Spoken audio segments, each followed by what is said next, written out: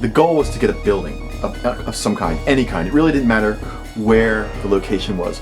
It could be Alaska or Hawaii. It just didn't matter, because we knew that wherever we launched and landed, we would bring to that location our own energy.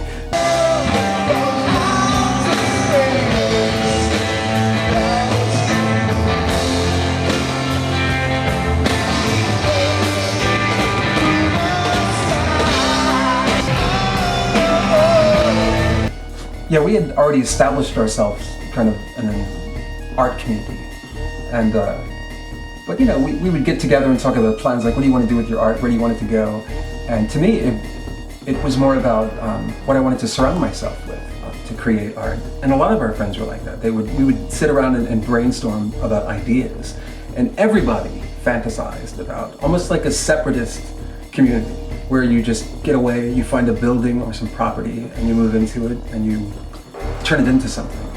When I started looking for places online, on eBay and such, just looking up school buildings, hotels, you know, just anything with a lot of space and to where you could entertain, create, a lot of my friends weren't interested. They're just like, whoa, you know, we have lives that you can't really do that.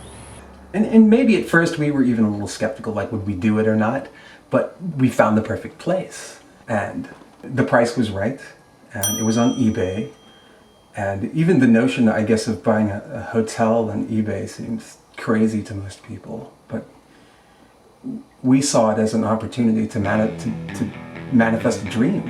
So I got this call from Damien Youth and his wife Betsy, and they found this location, an old hotel, a 32-room hotel on eBay for sale. And I was there. I just said, fuck it. And 1 week later I found myself moving to a place called Windber, Pennsylvania. Hey! Oh my god! I'm looking at you. Hey, bro. Oh, I just called your place. They said oh my gosh. We were about to call Vanessa, but... I just got the lawyers, have you seen the place yet? What's that? Have you seen the hotel yet? We drove by, yeah. Hi! Hey! How are you? I'm doing great. Oh, I've been here, I was just on the payphone. It was exciting. We all went there together with the key to open it and to walk in. It was beautiful because it was the fall, so all the leaves were changing colors. And outside of the hotel, the front park, all the leaves were orange and red, and like the hotel was this big, bright red building, and it was just gorgeous. And we were so excited, romanticized about getting this building, and we would have rooms for every type of art, and have people come and stay, and have, you know, these great gatherings where we would all, you know, share our artwork and talk about people that inspire us. And it was the gates to like a new heaven for us, and very magical.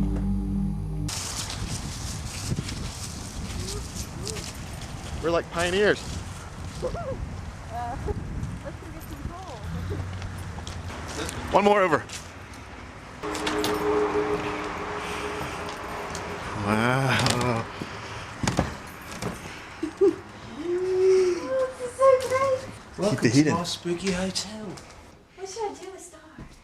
I remember walking in and seeing the bar, and it had kaleidoscope painted over the bar, and it was like real 60s, which I like. And What is it? Marijuana, acid, cocaine. LSD. So it could do no wrong. When we would find junk in a room, we knew we had to clean it or change it, but at the same time, we were children again.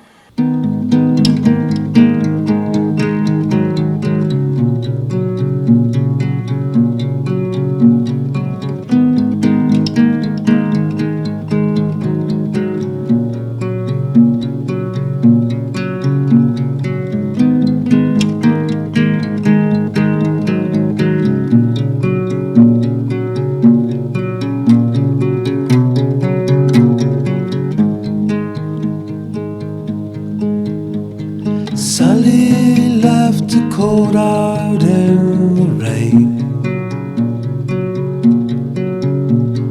Buckle shoes Rose umbrella line stream. From paint box the colors run, from cold blue to indigo. Solemn the days did come, still solemn they go. And the rain came down.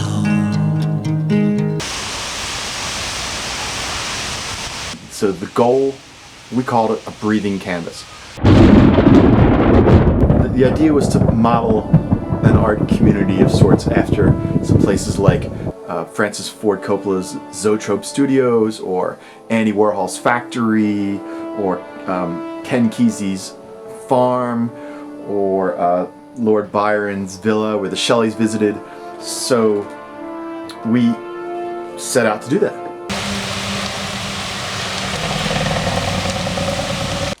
What you heard this morning?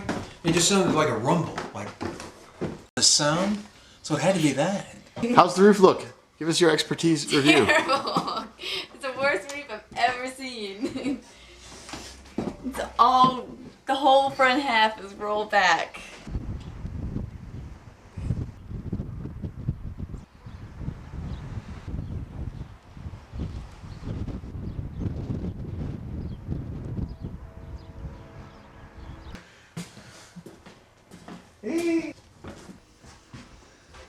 This is an Axman Anderson hard coal boiler. And what does it weigh? It weighs too much. Too much for two guys anyway. Oh, I'd say it might weigh in a 500-pound range for the boiler itself, and the base is probably about 300 pounds.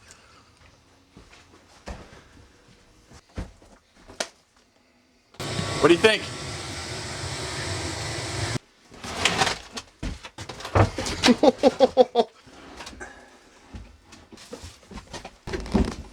Because it's not going to want to slide in this wood. But I'm going to be able to do less here. It's going to dig right into the wood and stop. Wiggle it side by side. I can walk it down the plank. You sure you don't want to just lift it from up here and let it see if it slides? But if it doesn't dig in, it's going to shoot down there. Well, you know. So should I just lift it up and let it go? Go ahead, see what happens. I don't think anything's going to happen.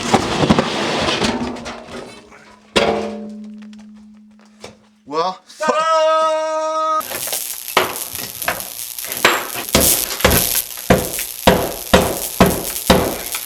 what's your overview of this building? What kind of shape do you think it's in? I tell you what, if guy wanted to spend, you know, you're talking a lot of money now, $100,000, you could make this into something viable to run for rooms. You know what I mean? Okay. I think so. Well, thanks for the good work you're doing here. I got one of these too. When I heard that they came from Los Angeles, I could not believe that they actually bought a broken down hotel with no heat. They almost froze to death up there.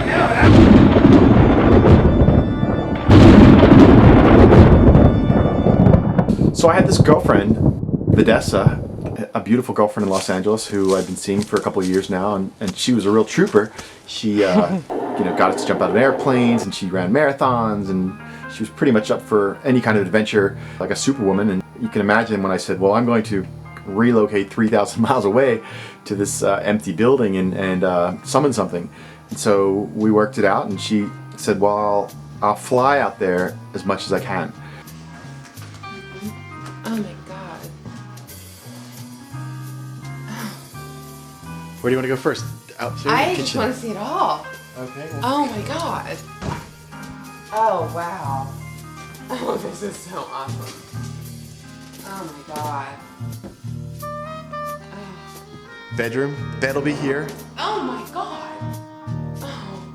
TV screen will be over Oh there. my god. This room is huge. This is amazing. I want this room. I'm just kidding. I have a feeling I'm standing last. This is so cool. Oh, this is so nasty. Ah, hi. Yummy. What you doing in here? I am douching the kitchen. This is for Damien and Elizabeth. I lined the shelves myself.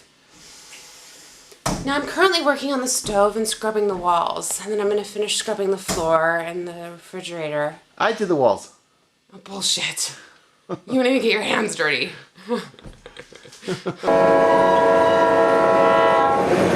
A little bit of a history background on Windber. Windber's a mining town. It was founded in 1897. There are 16 miles of mines underneath the ground here that are all interconnected.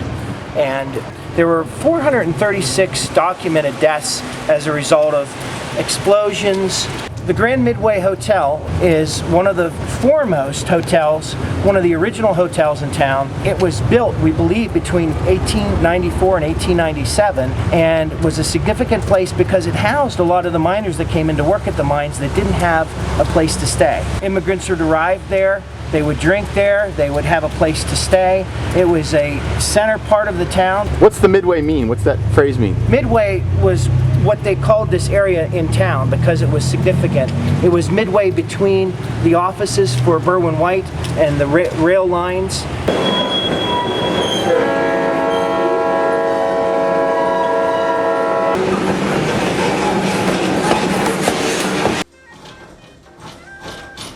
So come here, bunny.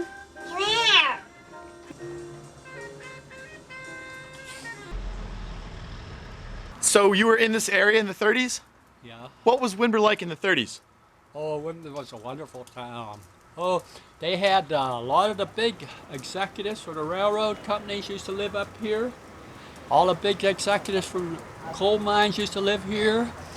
If you was walking down the street, like, people would invite you in their house. They would, you know, serve you drinks or anything.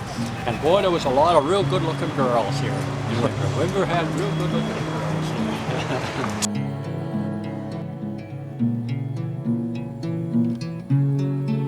It was a whole variety of stuff from different time periods because the lady who had lived there before was, I think she was in her 80s or 90s when she died, but she had nephews that had lived there in the 70s, so in different areas of the house you would find like 70s shag carpet and records, and then in other areas you would find magazines from the 40s, and it had this drop ceiling down, which Blair uncovered these like beautiful tin tiles that were on the ceiling.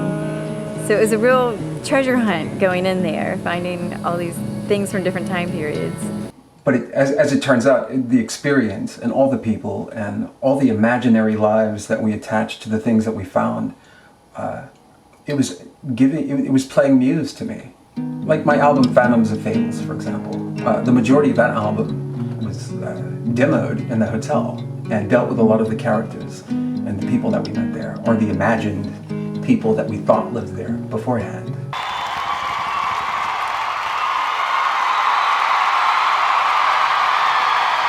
When Johnstown High School used to play Windber, that was the game of the century, a game of the year. They used to get 15, 17, 20,000 people used to come to see the game when Windber used to play Johnstown. When Johnstown High used to play Windber, the Windber football players used to all chew tobacco, and when they was playing, they'd spit in their eyes, and they'd blind the Johnstown players.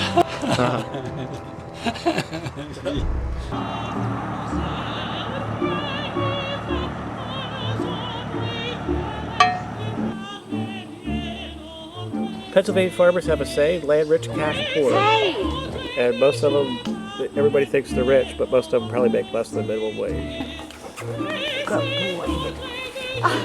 I was working on the farm.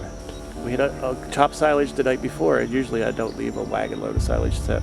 But I did that night because I was so tired. It was after midnight when we finished up. So I started unloading the wagon in the morning, and it started to get plugged up. And when I went to unplug it, one of my shoestrings got caught in the machinery. There has knives on it, and one of the knives caught my shoestring and started to pull me down underneath the wagon. Yeah, I did say it was a burden, right, Blair? And then this is... Not having a leg is an incredible burden.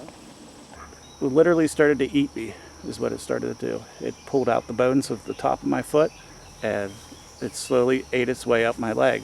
By it basically pulling my foot off, I lost my balance and fell into the wagon. As it got tighter and tighter, it was pulling closer to me. The knives were getting closer to my neck. And it was at that point that you can ascribe anything you wish to it, but personally I believe it was the hand of God. I started to ask God to let me see my children grow up, and that's when I started to grab these knives as they came around with the one hand that I had. My elbow and my shoulder were all wrapped around it, and was trying to pull my arm off too. And as I grabbed these knives, after, I don't know, 4 or 5 times, a gear on the end of the shaft broke, and the beaters stopped turning. And 4 inches of steel broke. His request was put in the universe and answered. He knew he could not physically fight the fight. Please help me. I want. And it spit me out on the ground. And then I crawled about with one arm and one leg. Was still good. It's about 100 yards, I guess. And until finally my mother heard me calling. When it first happened, I had to, they always, it's required to send a psychiatrist in the room, and it's like, to talk to you about your loss, and it's like, dude, my loss, I thought I was dead. I don't have a loss. And he never could accept that I didn't have a loss, and I still haven't had a loss. There's no loss there. I gained. I'm alive. I really thought I died. 6:30 a.m. 1989. October 7th. Whatever, 22 borrowed years later, your birthday, bless you, I love you. You are the man. Well, I got to see my kids grow up, which is what I really wanted to do, and I met the most fantastic person that I think has ever been made. Happy birthday, beautiful. I love you. I live in joy every moment. She's had the hardest time understanding it because life can be pretty shitty, but I don't feel any of that. I don't. I'm so glad to be alive. How can I be mad? Thanks for fighting that fight. You told me a story. You said in 1933 you saw Johnny Weissmuller. Can you tell me that again? It was in the 30s. I saw Weissmuller, Johnny Weissmuller, that played Tarzan, walking down here on Graham Avenue. Yeah. And he had Hollywood stars with him.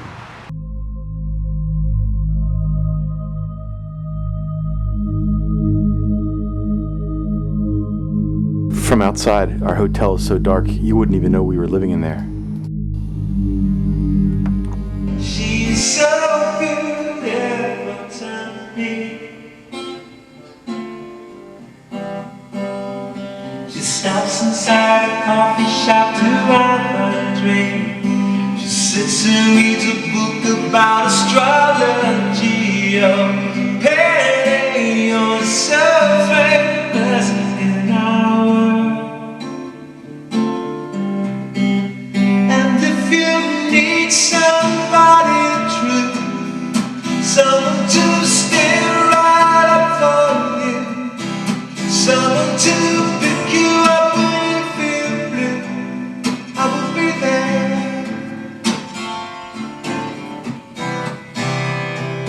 Laid by the fireplace in the living room, Betty puts her hair up and she's talking on the telephone. She's so beautiful and free. I could stand out all night underneath this tree, looking out the window, watching Pretty Betty, you're so famous in our world. And if you need somebody true, someone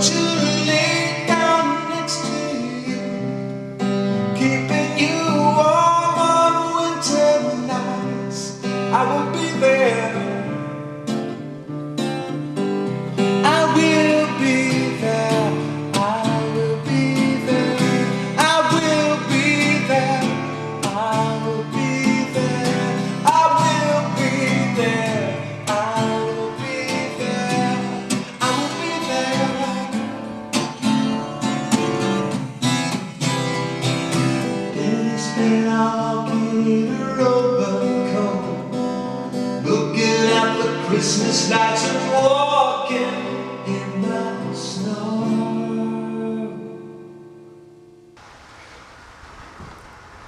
I love you. I love you too. Thank you so much for such a wonderful weekend. I miss you.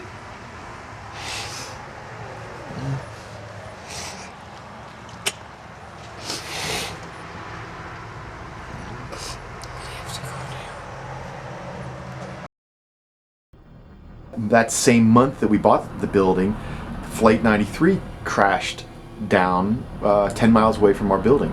And so suddenly our location was in the news.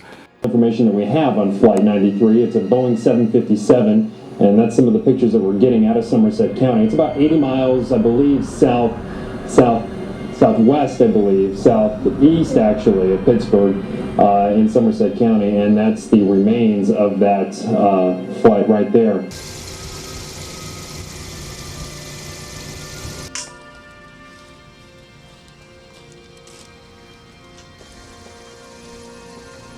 Before you know it, we looked in the sky and seen this jet flying across over top of us, and it was flying pretty low altitude, and the wings was going back and forth, and we couldn't understand why. And the further it got out to Route 30, the plane did a complete overturn. It was flying upside down, and it just disappeared into the trees, and then it seemed like seconds later there was just a big puff of black smoke come up through the sky.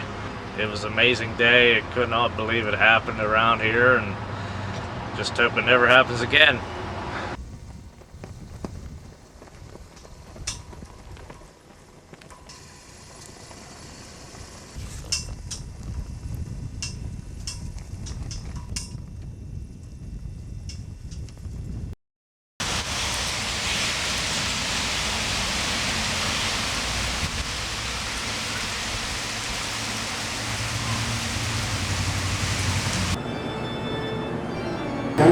Well, it's been a real adventure being here in Windber. Yeah, an adventure. Maybe a nightmare. I think the hardest thing to do when launching into large campaigns or a feature film or something of that size that's going to take a project that's going to take years, like this building and the venture we didn't know we were getting into, is committing in the first place, because that commitment has to last. So if I'm going to engage a project that's going to take years and a lot of suffering, there's no way I'm not going to do that project. I'm not going to complete that project. So once we'd said go, there was no, it was going to happen, come hell or high water.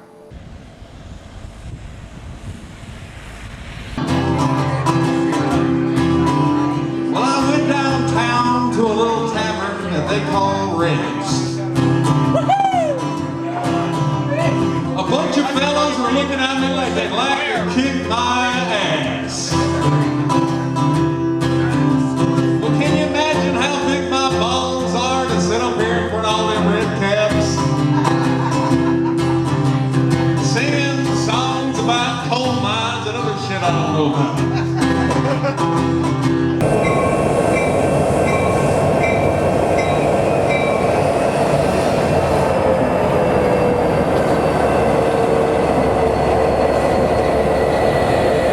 I'm in heaven, and I'm painting the kitchen, and Damien is rehearsing.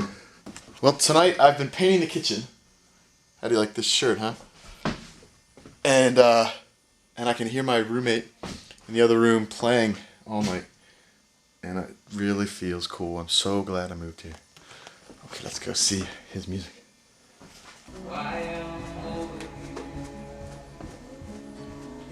By the wishing well, captured by your Renaissance, I long to taste your lip-lock kisses. I praise thy holy naming song as they send up to the spires to be sung by the night choirs. For I have surely cast my gaze upon beauty to be praised for all the passing of the days. It's a Glen Sparrow part. It was fun getting everything together, and then it started getting like really cold. When we went and it was October, it was, you know, like 50s, which was like really cold coming from the south, but bearable. But then as the winter came on, it was like December, and it started getting really cold. How cold is it?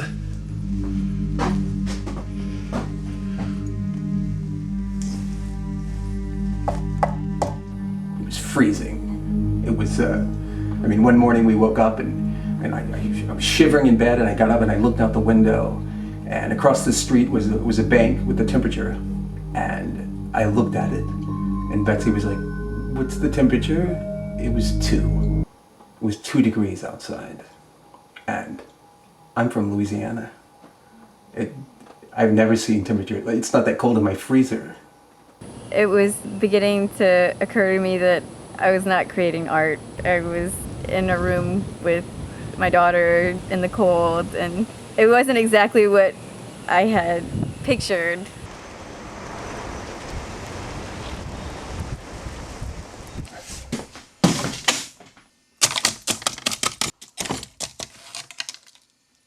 And then it stopped being so romantic after a while. And we didn't know anyone, and we didn't have jobs. All we had was the building and our imaginations. So it was either we turn it into something, or we put it back on eBay and retreat and join our friends who wouldn't make that move in the first place. Do you see anything in this face that's going to retreat?